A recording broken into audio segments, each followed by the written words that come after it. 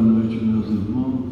Nós gostaríamos de lembrar os irmãos para deixar o celular no modo silencioso ou desligar. Vamos elevar o nosso pensamento a Deus, nosso Pai, a Jesus, nosso bom e amado Mestre, agradecendo a eles pela bênção, o amparo, a assistência que temos recebido, pelas suas misericórdias em nossas vidas, pela oportunidade de estudarmos os ensinamentos de Jesus, nos explicando a lei de Deus na sua essência, nos mostrando a lei de evolução e progresso a que todos nós estamos ligados. Como caminhar seguros pelos caminhos da vida, pedindo, Senhor, que vossas bênçãos se estendam sobre todos nós que aqui nos encontramos, encarnados e desencarnados, estendendo a cada um de acordo com o grau de merecimento e a sua necessidade. Ave Maria, cheia de graça, o Senhor é convosco. Bendita sois vós entre os anjos, bendito é o fruto do vosso ventre, nasceu Jesus. Santa Maria, Mãe de Jesus, rogai a Deus por nós, pobres pecadores, encarnados e desencarnados, hoje, agora e sempre, que assim seja. E em nome de Deus, nosso Pai, de Jesus, nosso bom e amado Mestre, e de Paulo de Tarso, patrão de nossa casa, de oração, estudo e trabalho, estamos iniciando a reunião evangélica da noite, na santa e bendita paz do Senhor, que assim seja. Meus irmãos, essa noite, para os nossos estudos, as nossas reflexões, nós temos o capítulo 5 do Evangelho segundo o Espiritismo, que tem o título de Bem-aventurados os aflitos. É uma citação de Jesus em que ele nos fala: Bem-aventurados que choram, pois que serão consolados. Bem-aventurados famintos e os sequiosos de justiça, pois que serão saciados. Bem-aventurados que sofrem perseguição pela justiça, pois que é deles o reino dos céus. São Mateus, capítulo 5, versos 4, 6 e 10.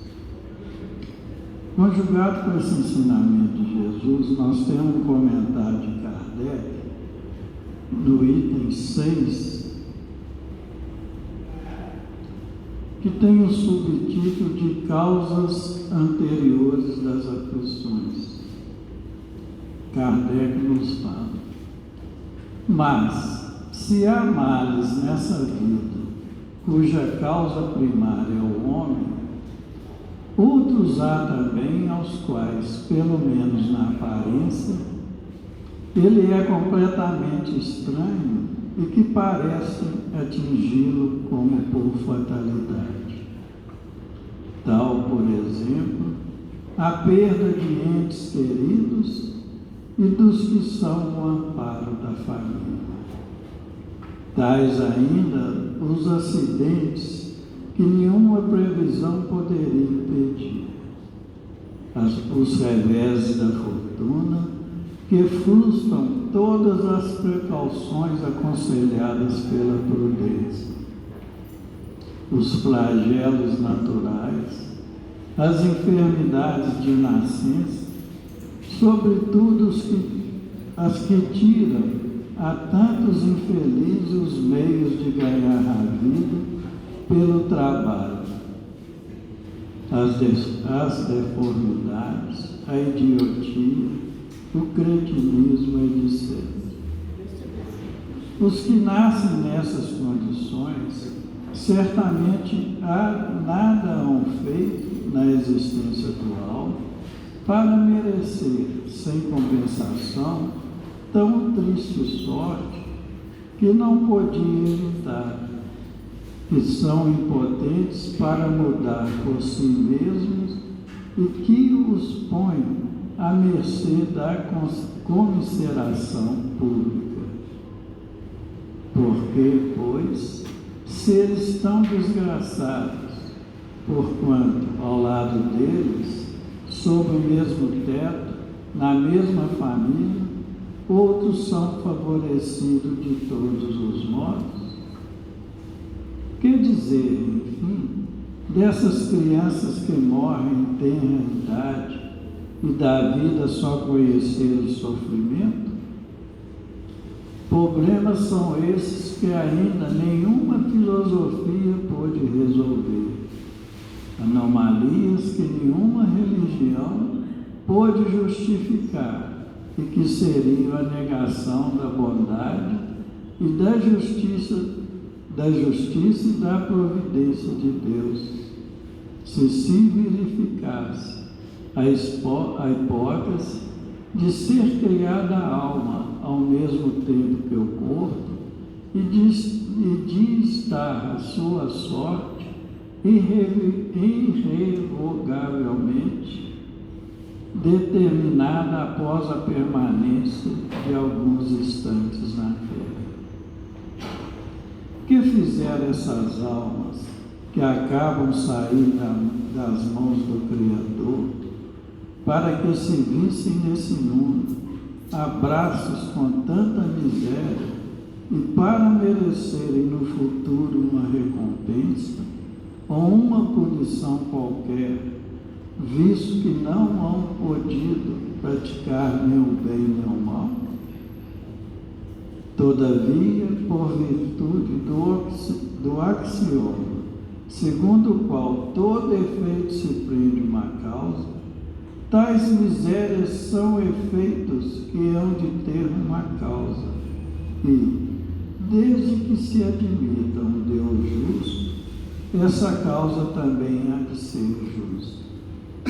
Ora, ao efeito precedente sempre a causa, se essa não se encontra na vida atual, há de ser anterior a essa vida, isto é, há de estar numa existência precedente.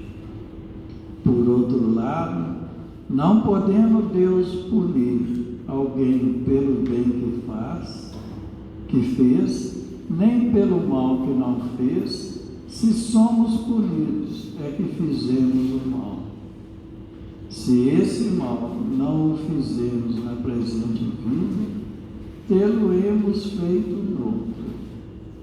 É uma alternativa que ninguém pode fugir e que a lógica decide de que parte se acha a justiça de Deus.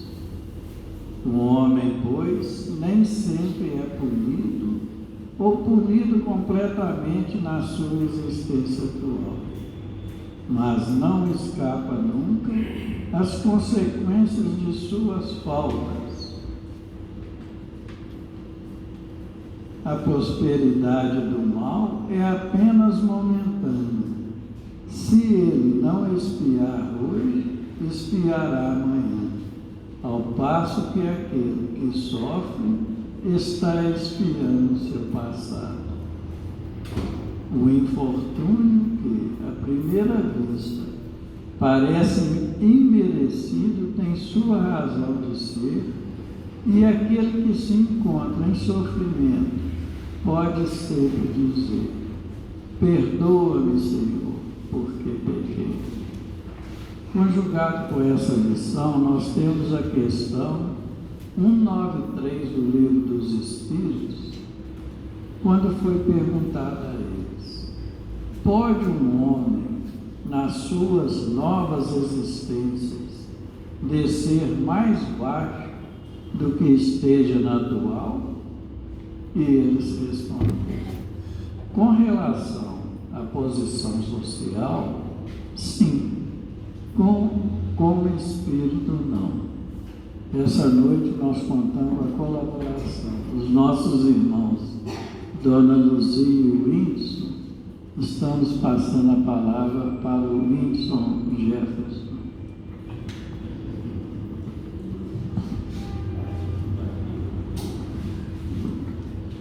Muito obrigado, meu irmão, mas não é ator de filme mexicano, não, né? Boa noite a todos. A gente começa assim com alegria, para que a gente seja, né, muito abençoado e com alegria no coração receber a boa nova, né? A gente tenha toda a compreensão, sabedoria para ouvir, interpretar, internalizar, aproveitando a nossa terça-feira. E já iniciei falando que eu estou um pouco aflito, porque eu pensei que eu ia chegar atrasado, mesmo saindo com 40 minutos, né? Eu falei, não vai dar tempo, não vai. Aí o coração ainda está disparado para poder contornar, né, esse trânsito, mas faz parte da nossa vida, né?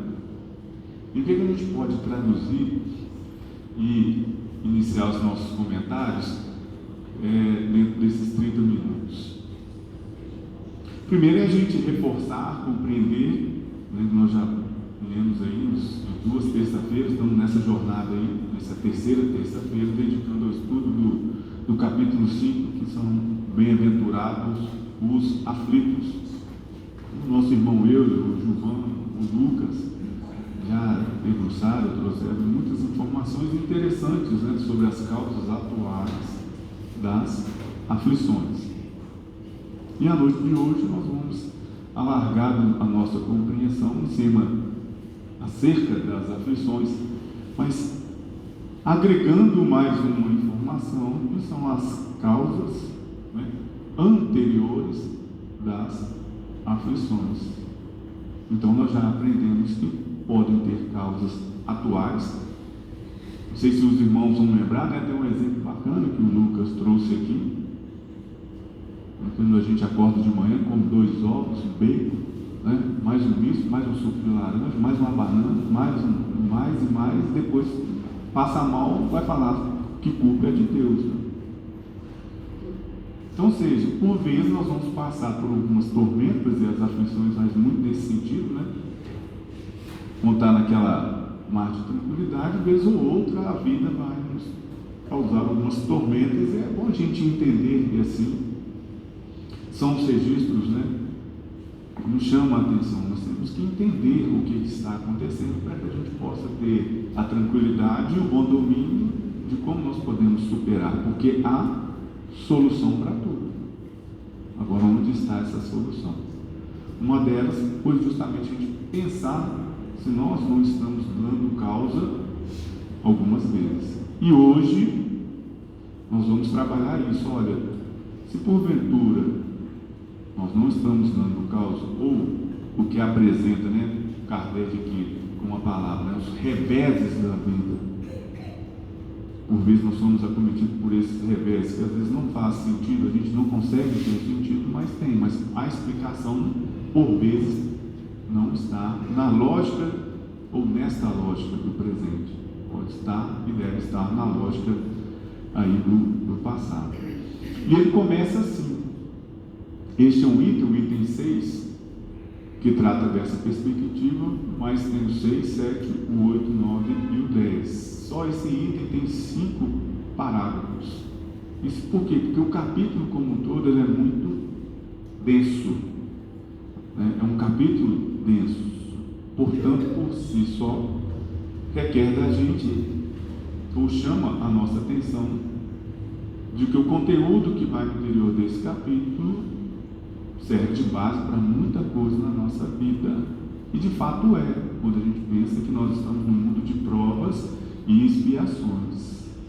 Que nós estamos no processo de evolução. Perfeito nós não somos. Portanto, nós vamos encontrar momentos de dificuldades, traduzidas em sofrimentos. E por vezes esse sofrimento nos vem por meio de enfermidades, por exemplo. E ele fala: amares nessa vida cuja causa primária é o homem. Ok. Não é? Foi o tema das terças-feiras anteriores. Mas há outros males aos quais nos aparecem completamente estranhos e que nos atingem quase que por vezes por fatalidade. é aquilo que às vezes menos esperado vai acontecer e vem na minha cabeça: por que acontece isso comigo? Ou vai acontecer com o terceiro, ou como familiar, né, com um ente querido. Então já destaca isso. Olha.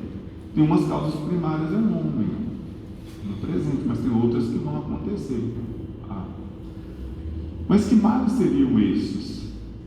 Se a gente perguntasse ao fazer a leitura, ele vai responder para a gente: olha, é a perda do ente querido, inesperado, os acidentes inesperados, os reveses da vida, né?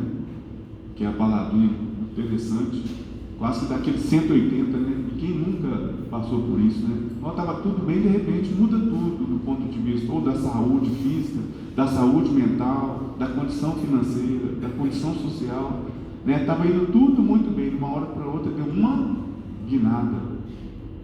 Será que tem algum motivo, uma razão para isso? Tem. Ele vai falar: é isso, tem. Se não está na causa primária, vai estar no outro momento, que aí ele projeta a gente. Pode ser que esteja ligado a uma vida passada. Os desastres naturais, né? As enfermidades de nascença que dificultam o ganho da vida. Talvez esse pode ser um tema mais presente no nosso cotidiano. As enfermidades de nascença que dificultam o ganho da vida. Como assim? Porque por vezes um ente querido, um parente, vai estar sofrendo, tem 2 anos, e hoje com acesso à internet a gente vê muito comum as vaquinhas, não é? Vamos ajudar o Felipe, o Anderson, o Jorge, o João, a Marina, o Joaquim. Por quê? Não, uma criança de 2 anos está com problema respiratório, não saiu do hospital desde que nasceu. Você fala: nossa, por que acontece isso? Qual que é a explicação? Porque não deu nem tempo dele viver para falar que foi ele que deu causa, né? Mas como que a gente consegue explicar isso? Tem explicação? O Kardec fala: tem. Tem explicação. E por isso é importante a gente saber que tem, porque se acontecer algo com a gente e não foi identificado como causa presente, pode ser que isso seja um recado, um sinal para a gente. Só para termos uma ideia, né? Chico, no livro, Adelino da Silveira, no livro Chico de Francisco, ele relata uma passagem com Chico Xavier. Tem 2 passagens aqui, uma é sobre o suicídio e a outra é a dívida e resgate. Vou ler a dívida e resgate, que nos relata o seguinte: uma das cunhadas do Chico teve um filho anormal, braços e pernas atrofiados, os olhos cobertos por uma espessa névoa, mantinham mergulhado na mais completa escuridão. Inspirava medo às pessoas que o viam. Era tão deformado que a mãe, ao vê-lo, teve um choque e foi internada num hospital de doente mental. O Chico ficou como sobrinho. Cuidar dele não era fácil. Medicá-lo, banhá-lo e aplicar-lhe um blister diariamente. O menino não deglutia e para alimentá-lo, o Chico tinha que formar uma pequena bola com a comida, colocar em sua garganta e empurrar com o dedo. Isto durante 12 anos aproximadamente. Quando o sobrinho piorava, o Chico rezava muito para que ele não desencarnasse. Já o amava como um filho. Um dia o espírito de Emmanuel lhe disse: ele só vai desencarnar quando o pulmão começar a desenvolver e não encontrar espaço. Aí então qualquer resfriado pode se transformar numa pneumonia e ele partirá. Quando estava próximo dos 12 anos, foi acometido de uma forte gripe e começou a definhar. Na hora do desencarne, seus olhos voltaram a enxergar. Ele olhou para o Chico e procurou traduzir toda a sua gratidão naquele olhar. Então ele passou praticamente sendo tudo com o quê? Com os olhos fechados. Emmanuel, presente, explicou: graças a Deus, é a primeira vez depois de 150 anos que seus olhos se voltam para a luz. As suas dívidas do passado foram liquidadas, portanto, louvado seja Deus. Então, ou seja, uma criança, né, sobrinha do Chico, que passou por essa dificuldade, mas eis o motivo da dificuldade. Ele precisava de estar na condição de encarnado e passar por isso para ter a oportunidade de quê? De ver a luz. Outro caso, certa senhora procurou o Chico com uma criancinha nos braços e lhe disse: Chico, meu filho nasceu surdo, mudo, cego e sem os 2 braços. Isso é incomum da gente ver, gente? Não. Agora está com uma doença nas pernas e os médicos querem amputar as 2 para salvar a vida dele. Há uma resposta para mim no Espiritismo, que é a pergunta de hoje: o que acontece? Então nós estamos atrás desta resposta. Foi com a intervenção de Emmanuel que a resposta veio. O que Emmanuel diz então? Orientou e falou: Chico, explique a nossa irmã que esse nosso irmão, em seus braços, suicidou-se nas 10 últimas encarnações e pediu, antes de nascer, que lhe fossem retiradas todas as possibilidades de se matar novamente. Mas agora que está aproximadamente com 5 anos e tendo as pernas, procura um rio, um precipício para se atirar. Avise nossa irmã que os médicos amigos estão com a razão, tem que amputar as pernas. As 2 pernas dele vão ser amputadas em seu próprio benefício, para que ele fique mais algum tempo na terra, a fim de que diminua a ideia do suicídio. Então, o que a gente já infere? Nada é por acaso. Nada é por acaso. Por vezes a gente não entende aquela tormenta, não dá para entender, surdo, mudo, cego, vai ter que amputar a perna, a gente não consegue entender, mas é uma criança, não deu nem tempo, né, de ser causa provedora de aflição, mas ela está passando por uma aflição, mas tem a lógica, mas que a gente só consegue entender se a gente domina um conceito que pode estar associado à vida passada. Quando a gente consegue associar e trazer e compreender esse conceito, por vezes pode facilitar a nossa extensão dos nossos pensamentos e compreender. Não se tem uma causa maior e é por benefício, então por vezes aquele sofrimento é um momento de crescimento e de evolução. Eu não vou entrar em desespero, mas eu preciso de ter a paciência, a tolerância e a força para poder superar aquela adversidade. E que são as indagações que estão no texto de Kardec, no item 6 aqui. Por que, pois, seres tão sofredores, por que, pois, seres tão sofredores, enquanto ao lado deles, sobre o mesmo teto, na mesma família, outros são favorecidos de todos os modos? Então, por que no mesmo teto, na mesma família, tem gente que, por vezes, tem grandes desafios, passam por grandes aflições e contam com outros, não é assim. Que dizer dessas crianças que morrem em tenridade e da vida só conhecem o sofrimento? Está a citação, o extrato das histórias de Chico aqui relatando isso. Que fizeram essas almas para que viessem neste mundo abraços de tanta miséria. E aí ele então, também, nos parágrafos seguintes, lança alguns esclarecimentos para nós outros. Primeiro que ele chama a atenção, olha, existe, ou nós estamos envolvidos por uma lei maior, uma lei universal, que é a lei de causa e efeito. Ou seja, todo efeito, tudo que acontece, tem uma causa. Mas então a gente só vai entender essa causa se a gente tem um domínio e a compreensão que isso pode estar vindo de vidas anteriores. E por essa lei de causa e efeito, tais misérias apresentam-se como efeitos e têm provavelmente uma causa associada a uma vida passada. Porque se eu não identifico que é na vida atual, ela estaria associada então a uma vida anterior.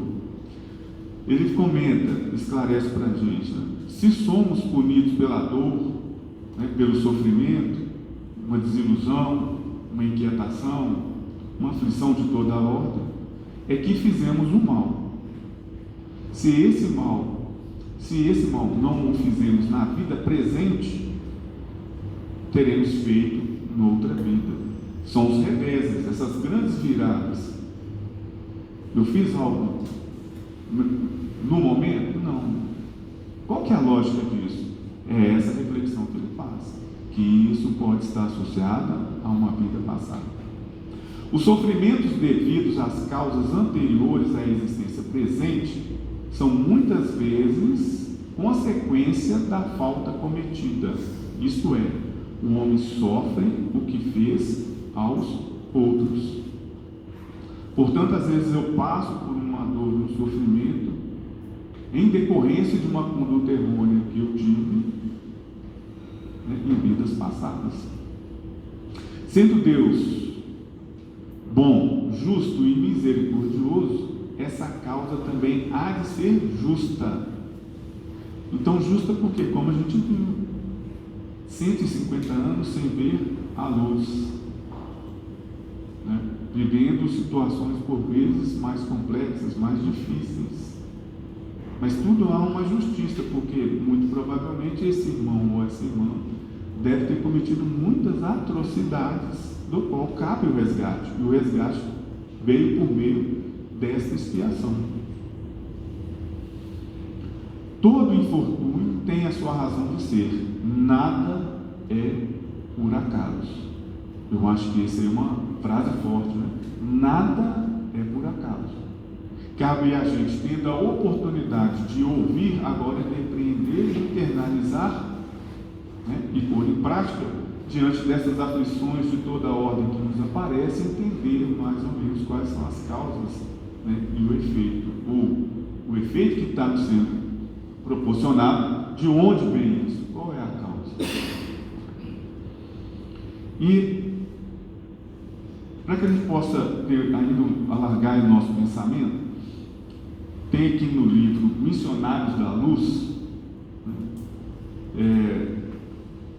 trazido pelo nosso irmão André Luiz, uma narrativa de André Luiz, foi psicografado pelo Chico, no capítulo 12, uma passagem muito interessante que retrata essa questão de como a gente interfere, e por que não dizer, nós mesmos planejamos este sofrimento como forma de resgatar as nossas faltas. É um capítulo grande, não vou ler todo, vou fazendo uma síntese até chegar no ponto desejado, mas fica como sugestão quem quiser aprofundar. Então está no livro, mais uma vez, Missionário da Luz, o capítulo é o 12, com o título Preparação de Experiências. Isso está associado aos processos reencarnatórios. É uma passagem de André Luiz com Alexandre, que era o seu mentor. Então, André Luiz tem a oportunidade de querer compreender como que era um processo reencarnatório. Então, o Alexandre oportuniza para o André, na Colômbia, nosso lar, visitar esse centro reencarnatório. Pela descrição, é como se a gente estivesse como assim, numa faculdade de medicina, onde a gente ia passar em grandes corredores, várias salas, tendo a oportunidade de verificar como que é o funcionamento do corpo humano. Tem aqui, ele relata, um estado tanto do corpo masculino, o feminino, com a descrição dos órgãos, das glândulas, das artérias, como diz, com muito detalhe e perfeição. E nessas passagens, André Luiz e Alexandre vão conversando e tendo ali com os monitores que trabalham no centro reencarnatório. Então, um desses encontros aqui eu vou ler nessa passagem, vamos observar como que é o descritivo e como que é a preparação, os pedidos que acontecem e a gente, enquanto espírito, solicita para, em caso de reencarnação, para superar um vício, uma dificuldade, um resgate que nós temos que fazer em relação à vida anteriores, como se processa. Então, despediu-se Alexandre, ou seja, o mentor de André Luiz, deixando-me na grande instituição de planejamento, onde o assistente Josinho ocupado nos encargos de seu ministério, me confiou aos cuidados de Manassés. Então, o André Luiz ficou com esse Manassés, um irmão dos serviços informativos da casa, que me acolheu prazerosamente, cercando-me de gentileza e carinho. Senti imediatamente que o meu aprendizado ali se iniciava com imenso proveito. Manassés era um livro volante. Seus pareceres e informes traduziam valiosos ensinamentos. Aproximando-nos dos pavilhões de desenho, olha só que interessante, aproximando-nos dos pavilhões de desenho, onde numerosos cooperadores traçavam planos para as reencarnações incomuns. Foi o meu novo companheiro procurado por uma entidade simpática que lhe pedia informações. Manassés apresentou-me o otimista. Tratava-se de um colega que, depois de 15 anos de trabalho nas atividades de auxílio, regressaria à esfera carnal, regressaria à Terra, para a liquidação de determinadas contas. O recém-chegado parecia hesitante. Via-se-lhe o receio e a indecisão. Não se deixe dominar pelas impressões negativas. Dirigia-se Manassés a ele, infundindo-lhe um bom ânimo. O problema do renascimento não é assim tão intricado. Naturalmente exige coragem, boas disposições. Entretanto, exclamava o interlocutor algo triste, temo contrariar novos débitos, em vez de pagar os velhos. Então, seja esse que procurou Manassés, estava prestes a reencarnar, mas ele estava ansioso, estava com medo, estava com receio. Será que eu vou conseguir cumprir o meu trato, o que eu preciso de fazer? Então, os seus compromissos. E tão penoso a vencer na experiência carnal, em vista do esquecimento que se provém. É tão penoso vencer a experiência carnal, em vista do esquecimento que sobrevém à encarnação. Porque no mundo espiritual a gente tem a clareza, mas após a encarnação a gente é concedido o livre-arbítrio. Seria, porém, muito mais difícil triunfar guardando a lembrança, redarguiu Manassés. Prosseguindo sorridente, acrescentou: se tivéssemos grandes virtudes e belas realizações, não precisaríamos recapitular as lições já vividas na carne. E aí vai seguindo as tratativas com o jovem. Esforçou-se a outro para esboçar um sorriso e objetou: conheço-lhe o otimismo, quisera ser igualmente assim. Voltarei confiante no concurso fraterno de vocês. E modificando o tom de voz, indagou: pode informar se o meu modelo está pronto? Então este que ia se reencarnar virou com Manassés, depois de ter controlado, então confio, vai dar tudo certo, e perguntou para o Manassés: pode informar se o meu modelo está pronto? Creio que poderá procurá-lo amanhã. Tornou Manassés bem disposto.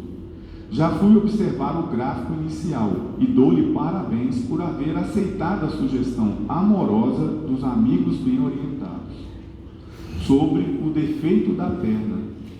Certamente lutará você com grandes dificuldades nos princípios da nova luta, mas a resolução lhe fará grande bem. Então, por quê? Porque muito provavelmente ele aceitou a orientação dos amigos. Olha, você vai reencarnar, mas diante do que você tem que resgatar, nós vamos precisar que você tenha esse reencarne, mas com um problema na perna. E ele aceitou isso, e ele queria saber se estava tudo certo os planos. Sim, disse o outro, algo confortável. Preciso defender-me contra certas tentações da minha natureza inferior. E a perna doente me auxiliará, ministrando-me boas preocupações. Ser-me-á um antídoto à vaidade, uma sentinela contra a devastação do amor próprio excessivo. Muito bem, respondeu Manassés. E pode informar-me ainda a média de tempo conferida à minha forma física futura? 70 anos no mínimo. redarguiu o novo companheiro contente, né? O Manassés falou: olha, o seu corpo físico vai suportar 70 anos. O outro fixou uma expressão de reconhecimento enquanto Manassés continuou. Aí Manassés continuou. Pondere a graça recebida. Aí vem o nome dele, Silvério. E depois de tornar-lhe a posse no plano físico, não volte aqui antes dos 70. Então, ou seja, cuide do seu corpo, né? Preserve o seu corpo, porque você precisa desse corpo, nessas condições, e que você consiga chegar aos 70 anos. Né? Mas reportando aqui, por vezes, por cólera, não é isso? Raiva, a gente reduz aí. Belarmino Bicas, 22 anos, reduziu por causa de desavenças. Mas está vendo que nós fizemos lá, no centro de reencarnação, esses tratos, esses planos, né? Trate de aproveitar a oportunidade. Todos os seus amigos esperam que você volte mais tarde à nossa colônia, na condição de um completista. Olha que vocábulo interessante. O que é um completista? Que inclusive é o nosso propósito, né? É o título que designa os raros irmãos que aproveitaram todas as possibilidades construtivas que o corpo terrestre lhe oferecia. Em geral, quase todos nós, regressando à esfera terrestre, perdemos oportunidades muito importantes no desperdício das forças fisiológicas. Então, todos nós, inclusive, temos a missão também de ser um completista. E aqui mais adiante, já também para ajustar o pensamento, e finalizando, tem um caso de uma mulher, porque aqui foi do Silvério, né? Então vamos para a mulher rapidamente. Então aqui o nosso irmão André Luiz já estava quase que se despedindo, quase saindo, então ia dizer, né, da minha profunda surpresa, diante do mecanismo de introdução ao serviço reencarnatório, quando outra irmã se acercou de nós procurando por Manassés. Aí veio uma outra pessoa. Depois das saudações afetivas, explicou-se ela, gentil, dirigindo-se a meu novo amigo. Desejo sua obsequiosa interferência na retificação do meu plano. Então ela foi pedir Manassés para interferir no plano dela. E abrindo o pequeno mapa, no qual se via desenhado com extrema perfeição um organismo de mulher, acentuou. Então, abrindo um pequeno mapa. Então, nos conta André Luiz que nesse centro reencarnatório, muitos vão dizer que os espíritos andavam como se fosse com papiros debaixo do braço. O que era? Era o plano reencarnatório. E ele ia fazendo os pequenos ajustes. Então, ele era procurado para fazer esses pequenos ajustes, sobretudo os ajustes no corpo. Veja bem o meu projeto para o sistema endócrino. Sei que os amigos me favoreceram, planejando com muita harmonia nas menores disposições. Entretanto, desejaria modificações. Então, essa mulher queria modificação. Aonde? No sistema endócrino. Em que sentido? Indagou o interpelado surpreso, o Manassés. A recém-chegada indicou os pontos do projeto, no qual se localizava o colo, e falou: fui advertida por benfeitores aqui, no sentido de não me apresentar na Terra dentro de linhas impecáveis para a forma física. E em razão disso, para que eu tenha mais probabilidade de êxito em meu favor, na tarefa que me proponho desempenhar, estimaria que a tireoide e a paratireoide não estivessem tão perfeitamente delineadas. Ela falou: eu tenho uma missão, tenho que cumprir essa missão na Terra, e eu não posso ir nessa perfeição de corpo que me foi dada. Eu preciso que se altere a tireoide e a paratireoide. Aí vamos entender por quê. Como sabe, Manassés, minha tarefa não será fácil. Devo reaver um patrimônio espiritual de grandes proporções. Preciso fugir de qualquer possibilidade de queda, e a perfeita harmonia física me perturbaria as atividades. Ela não poderia ser uma mulher bela. Estruturalmente de corpo, ela não poderia ser uma mulher atraente. O novo companheiro endereçou-se expressivo olhar e disse, então Manassés disse: tem razão.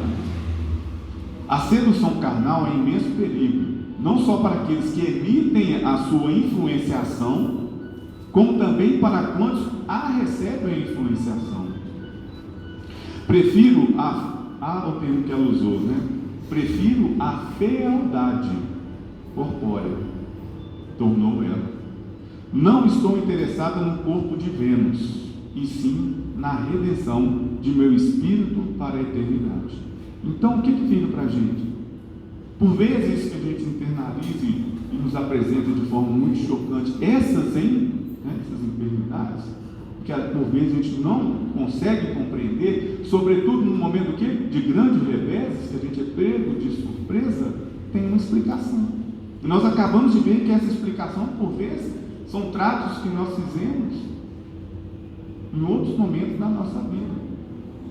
Trato que nós fizemos para resgatarmos de situações às quais nós geramos conflitos, aflições, medos, torturas, desavenças, violências, e que nós precisamos resgatar.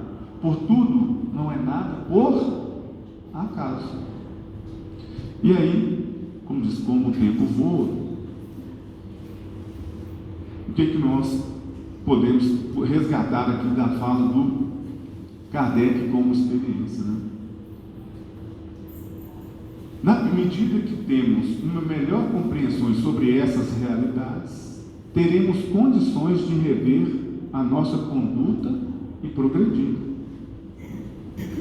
Quão bom é a gente ter a oportunidade de entender, então, que tem essas reflexões, tem essas conexões. Então, não precisa entrar em desespero, não precisa entrar em aflição, porque tendo conhecimento, a informação, eu tenho o esclarecimento, né?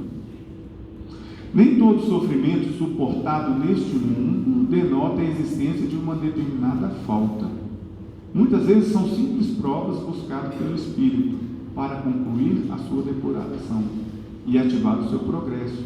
Porque o que ele comenta, nem tudo também está ligado ao passado, porque a gente pode ter a questão do presente. Assim, a expiação serve sempre como prova, mas nem toda prova é uma expiação.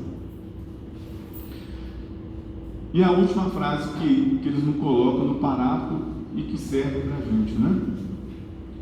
O infortúnio que à primeira vista parece imerecido, ou seja, essas circunstâncias que por vezes parecem imerecido, tem a sua razão de ser.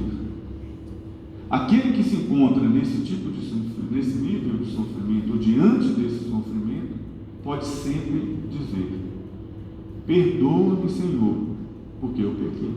À toa não foi. Então existe essa lógica. Então, meus irmãos e minhas irmãs, o que fica para a gente, né? Nada é por acaso. Que a gente possa apropriar dessas informações para trazer tranquilidade e pacificação no nosso coração. Que Deus possa estar sempre do nosso lado diante das tormentas adversas, né? Porque tendo o esclarecimento, a gente segue firmes e confiantes para superar e garantir o nosso progresso, a nossa evolução espiritual, que é o fim de tudo, né? Então, agradeço a atenção de todos, que Deus continue iluminando a todos vocês com muita sabedoria e inteligência para melhor compreender, né, as informações. E agora eu passo a palavra à nossa querida amiga, irmã, colaboradora, Dona Luzia, para os seus comentários, né, dessa noite.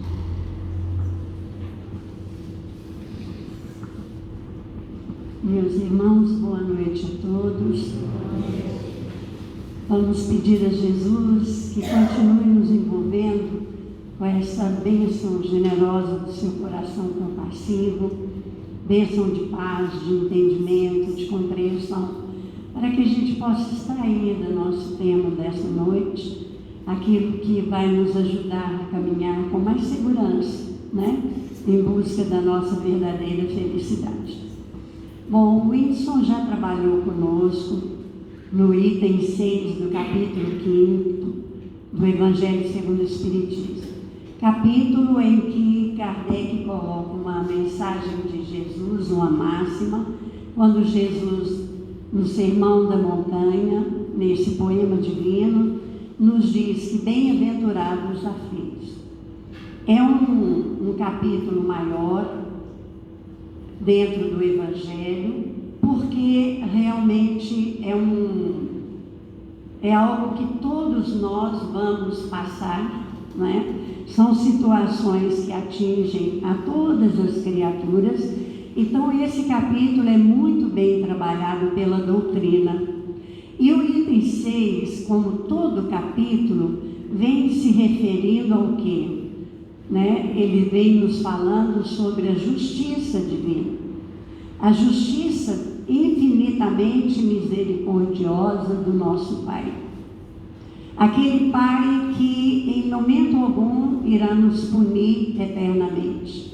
Aquele Pai que vai abrir para nós a porta para que a gente possa regressar ao palco de onde viemos, para refazer os nossos caminhos, para restituir à vida aquilo que nós tiramos dela indevidamente. Então, hoje o tema é sobre a justiça divina, Jesus já havia nos falado sobre essa justiça e a doutrina dos Espíritos corrobora esse ensinamento do Cristo. A doutrina vem nos ensinar, meus irmãos, e nos ajudar a compreender a grandeza da obra divina que é manifesta em suas leis. Quando Deus criou, Ele fez também as leis que iriam reger a sua criação. Leis perfeitíssimas como o próprio Pai, leis imutáveis como também o Pai o é, leis que regeria as vidas das suas criaturas e de toda a sua criação. Os espíritos superiores nos dizem que as leis divinas foram criadas para a felicidade do homem, para ensinar o homem o que é certo, o que é errado, e que o homem só será infeliz quando se afastar delas. E é interessante que nós, muitas vezes, negamos a felicidade, porque infelicidade significa a negação da felicidade. O prefixo in indica uma negação. Então, quando nós afastamos das leis divinas, nós estamos negando a nós mesmos a felicidade. Porque essa lei existe para que sejamos felizes, para que busquemos o nosso caminho, a nossa escada de Jacó, a evolução. Cada um de nós já está no degrau necessário, a nossa maturidade espiritual. Então, meus irmãos, a doutrina vem, nos ajuda a compreender a grandeza da obra divina, manifesta em suas leis. Então, as leis divinas são aquelas que vão nos orientar, nos mostrar o caminho. Então, o que o capítulo 5 vem falar conosco é a nossa desobediência, muitas vezes, a essa lei. Ou a nossa indiferença, quando nós fazemos pouco caso dela, quando nós não entendemos que ela vem para nos ajudar a crescer, a evoluir. Hoje, como o nosso irmão já comentou o item 6, nós vamos então pegar aqui uma passagem de Emmanuel, uma mensagem de Emmanuel, que é o nosso professor, dentro do Evangelho, ele que nos ensina a extrair a essência desse Evangelho, e ele vai trabalhar com uma passagem de Paulo, nosso patrono, Paulo de Tarso, que está numa carta enviada a Gálatas, capítulo 6, versículos 7 e 8. Paulo nos diz assim: não vos iludais, de Deus não se zomba. O que o homem semear, isso colherá.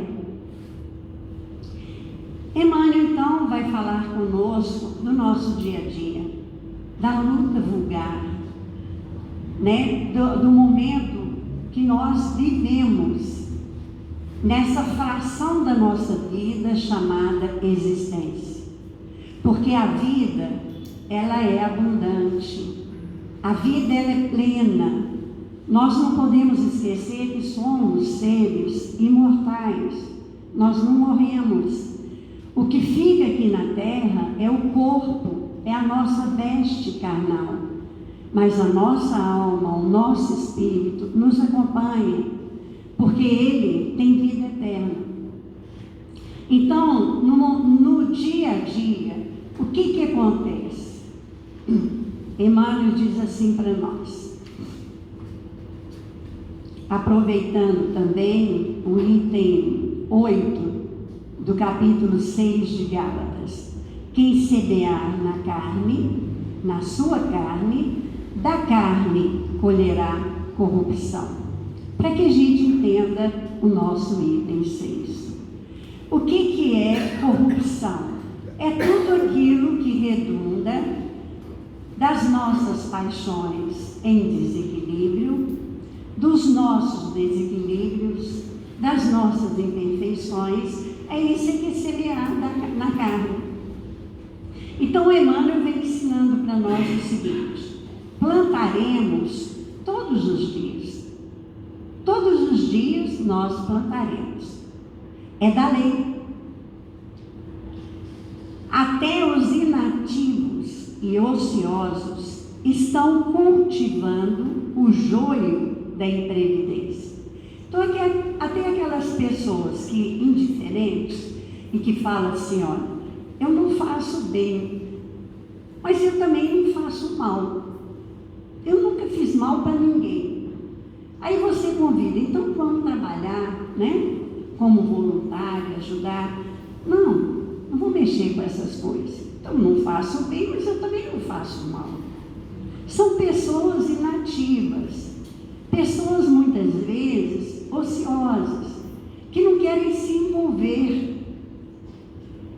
Mesmo que eu não faça o mal, eu terei acreditado na minha ficha o mal que advier do bem que eu não fiz.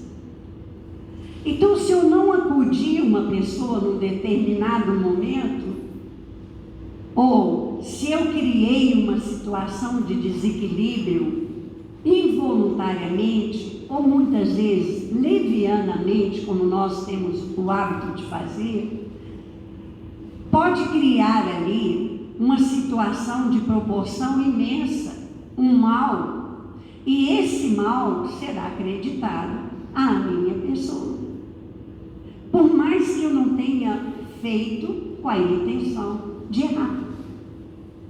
Então é isso que Emmanuel está lembrando para nós. É necessário reconhecer, porém, que diariamente nós colheremos. Então tudo que nós fizermos, nós vamos colher. E colher como? Recebendo de volta o que nós damos à vida. Com a nossa palavra, com os nossos pensamentos, com as nossas paixões em desequilíbrio, com a nossa falta de educação espiritual. Muitas vezes criamos situações e vamos colher isso de volta para nós. Então ele continua: há vegetais que produzem no curso de breves semanas. Quem é agricultor sabe disso. Vamos plantar um tomate. O tomate é um vegetal que ele vai dar uma fruta, mas ela dá bem rápida. Quem gosta de fazer a hortinha no fundo da sua casa sabe disso. A gente trata a terra, joga a sementinha, no minuto o tomate some com aquelas. Se a semente é boa, eu vou colher tomates bons, bonitos, esplêndidos e rápidos, né? Em poucas semanas o tomateiro está cheio de fruta. Que são o quê? Que são as aflições que nós colhemos pelo nosso plantio atual, nessa própria existência, que já foi trabalhado aqui pelos nossos irmãos. Mas há outras sementes que, no entanto, só revelam frutos, na passagem laboriosa de muito tempo. Então, tem frutos que levam tempos para que ele possa florescer na árvore. Então, ele aqui está falando do quê? Das aflições anteriores. Aquelas semeaduras que fizemos no nosso passado e que hoje chegam até nós como frutos para colhermos. A causa é a semeadura. O efeito são os frutos. Então, muitas vezes bate na nossa porta vicissitude, dores, tristezas, amarguras que nós não conseguimos compreender. Desde que eu nasci, eu sempre procurei viver dentro do Evangelho. Eu sou cristã, eu não faço nada errado. Por quê? Essa é a pergunta. Por que está vindo tanta dor na minha vida? Por que tanto sofrimento? Por que as existências são solidárias? Por que nós não fomos criados no momento da concepção? Nós somos homens velhos, que já vivemos muito, que já vivemos no século XVIII, no século XIV, no século X. E que nesses processos de vivências, que são frações pequenas dentro da vida, nós vamos deixando os nossos passos, os nossos rastros, muitas vezes dolorosos, pela ignorância com que nós vivemos. Muitas vezes, rastros luminosos, pela perfeição que nós já havíamos adquirido. Esse é o processo. E Emmanuel então continua dizendo assim: em todas as épocas, a multidão cria complicações de natureza material, ou seja, vivem de acordo com a matéria, com os prazeres do corpo, com o orgulho, com a própria vaidade, com o egoísmo, aquilo que transforma a tarefa do homem numa tarefa constante dentro da própria carne. É semeadura na sua carne, porque ele vive o corpo, não a alma, que é o espírito imortal. Então ele diz assim: olha, até daí o ódio de ontem gerando as guerras de hoje, a ambição pessoal formando a miséria que há de vir, os prazeres fáceis, reclamando as retificações de amanhã. Então, se hoje eu vivo na corrupção do meu próprio corpo, vivo envolvida somente com os prazeres da carne, amanhã eu vou colher um fruto bem amargo, porque não foi para isso que eu vim. Nós viemos com um outro objetivo, com uma outra finalidade. Até hoje, diz Emmanuel, decorrido mais de 20 séculos sobre o cristianismo, apenas alguns discípulos, de quando em quando, compreendem a necessidade da sementeira da luz espiritual em si mesmos, diferente de quantas se conhecem no mundo e avançam o caminho, a caminho do Mestre e dos Mestres.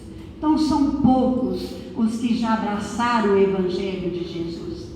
Aqueles que entenderam que as leis divinas é que vão trazer para nós a nossa paz, a nossa felicidade. Porque o mundo oferece também muitas semeaduras. A semeadura do ódio, a semeadura do orgulho, a semeadura do egoísmo, a do desrespeito. E muitos de nós preferimos semear da forma que o mundo pede. É o que ele está nos alertando. E aí ele diz assim: se desejais, pois, meu amigo, plantar na lavoura divina, foge ao velho sistema de semeaduras na corrupção e na colheita, na decadência. Cultiva o bem para a vida eterna. Repara as multidões encarceradas no antigo processo de se levantarem para o erro e caírem para a corrigenda. E segue rumo ao Senhor, organizando as próprias aquisições de dons imortais. Isso está no livro Vinha de Luz, capítulo 53. E para terminar, meus irmãos, eu não deixaria de ler também no livro Fonte Viva, no capítulo 124, uma passagem na carta de que Paulo envia a Gálatas, capítulo 6, versículo 9, onde Paulo de Tarso fala conosco assim: não desanimemos na prática do bem, pois se não desfalecermos, a seu tempo colheremos. Por que ele diz isso? Porque quando a dor e a aflição chegam até nós, o que nós fazemos? Nos recolhemos. Nós temos autocomiseração. Muitas vezes sentimos peninha de nós mesmos. E aí nos recolhemos. Se trabalhamos num grupo como voluntário, ou mesmo até num trabalho profissional, o que a gente faz? A gente foge desse trabalho. A gente vai ao médico e pede uma licença. Não é assim? Por quê? Porque nós estamos sofrendo muito. É um alerta de Paulo: não desfalecermos perante a dor, não desfalecermos perante as dificuldades.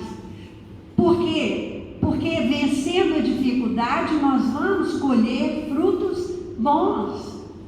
E ele então, Emmanuel, vai nos trazer uma mensagem lindíssima que ele põe como título: não te canses. Ele diz assim: quando o buril começou a ferir o bloco de mármore embrutecido, a pedra, em desespero, clamou contra o próprio destino, mas depois, ao se perceber admirada, encarnando uma das mais belas concepções artísticas do mundo, louvou o cinzel que a dilacerava. A lagarta arrastava-se com extrema dificuldade e, vendo as flores tocadas de beleza e perfume, revoltava-se contra o corpo disforme. Contudo, um dia, a massa viscosa em que se amargurava converteu-se nas asas de graciosa e ágil borboleta. E então louvou, enalteceu o feio corpo com que a natureza lhe preparara o voo feliz. O ferro, colocado na bigorna rubra, espantou-se e sofreu inconformado. Todavia, quando se viu desempenhando importantes funções nas máquinas do progresso, sorriu reconhecidamente para o fogo que o purificara e engrandecera. A semente lançada à cova escura chorou atormentada e indagou por que motivo era confiada assim ao extremo abandono. Entretanto, vendo-se transformada em arbusto, avançou para o sol e fez-se árvore respeitada e generosa, abençoando a terra que a isolara no seu seio. E continua então Emmanuel dizendo para nós: não esqueças que colherás mais tarde em tua lavoura de amor e luz, mas só alcançarás a divina colheita se caminhares para diante entre o suor, a lágrima e a confiança, sem nunca desfalecer. Meus irmãos, somos um diamante. Jesus, certo dia, nos diz assim: brilhe vossa luz. E nós somos um diamante ainda bruto, uma pedra bruta, que precisa ser lapidada, que precisa ser purificada. Esses instrumentos que chegam até nós e que nós não entendemos o porquê dessa dor, são coisas que nos são trazidos para que a gente possa, e podem ter certeza, às vezes não foi nem na encarnação passada, às vezes foi uma encarnação lá no século XVIII ou XIV. Só que a misericórdia de Deus, nós não podemos esquecer nunca disso. Nós vamos passar? Vamos, porque Deus é justo, Ele é imparcial, Ele não pode nos doar aquilo que nós não merecemos. Então, pela sua justiça, Ele nos envia as necessidades, o aprendizado que nós precisamos, mas pela sua misericórdia, Ele espera que tenhamos ombros fortes. Foi uma promessa de Jesus a nós outros. O Pai não coloca fardos pesados em ombros fracos. Então, se hoje a dor está muito forte, se hoje o desequilíbrio no meu lar é muito grande, se o meu filhinho passa por determinadas situações, ou meu esposo ou minha esposa, eu vou sempre lembrar da justiça e da misericórdia supremas do Pai. Porque tudo nele, todos os atributos, toda a perfeição divina é suprema. E se nós passamos, é porque precisamos ser lapidados ainda. E quando vem a dor e que nós achamos que está muito forte, vamos nos lembrar do que Jesus diz: o Pai não coloca fardos pesados nos ombros fracos. Ele espera que o seu filho tenha maturidade espiritual para carregar o fardo daquela semeadura que ele fez lá atrás e que ele precisa, de alguma forma, carregá-la, corrigi-la, modificar. Nós não podemos mudar como o Chico nos ensina. Não podemos voltar atrás para mudar o que já foi feito. Mas nós podemos começar de novo, a cada dia, né? Iniciando uma nova jornada de luz e de paz. Que o Senhor nos abençoe a todos.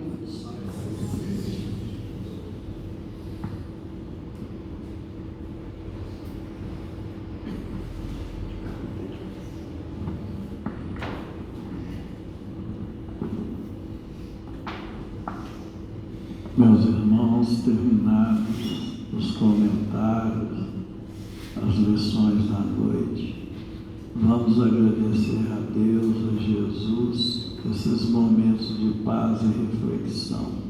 Pedimos ao nosso irmão Euler Filho que nos faça a prece.